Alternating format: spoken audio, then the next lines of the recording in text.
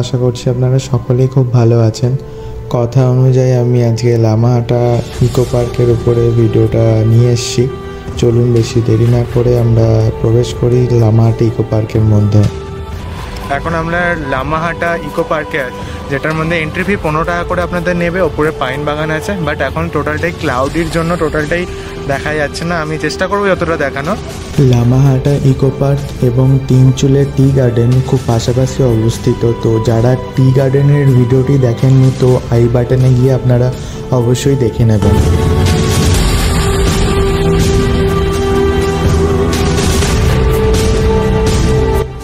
এখানে একটি সুন্দর কাঠের তৈরি ওয়াচ টাওয়ার রয়েছে। আবহাওয়া যদি খুব ভালো থাকে তাহলে আপনারা এই ওয়াচ টাওয়ার থেকে কাঞ্চনজঙ্ঘাকেও আপনারা দর্শন করতে পারেন।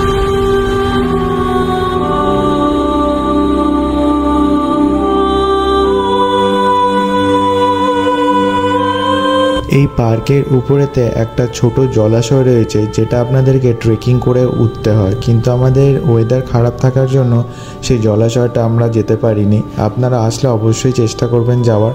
কিন্তু বলে রাখি, জলাশয়টা খুব একটা পরিষ্কার নয়, ঘোলাটে জল রয়েছে, আর সেখানে আপনাদের খুব কষ্ট করেই ট্রেকিং করে উঠতে হবে। রাস্তাটা খুব একটা ভালো নেই। এই লামাহাটা ইকো পার্কের মধ্যে খুব সুন্দর সুন্দর পাহাড়ি গাছ রয়েছে।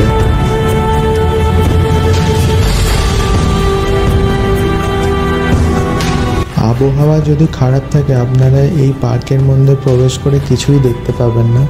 তো চেষ্টা করবেন যেদিনকে ওয়েদার খুব ভালো থাকবে সেদিনকে এই স্পটগুলোকে ঘুরে নেওয়ার জন্য।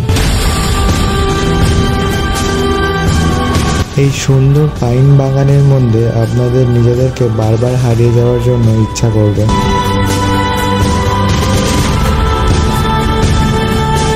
এই পার্কের মধ্যে বসার জন্য ছোট ছোট বেঞ্চ করা আছে। তো আপনারা চাইলে অবশ্যই বেঞ্চের মধ্যে কিছুক্ষণ বসে রেস্টও নিতে পারেন যখন আপনারা জলাশয়ের উপরে যেতে চান তখন।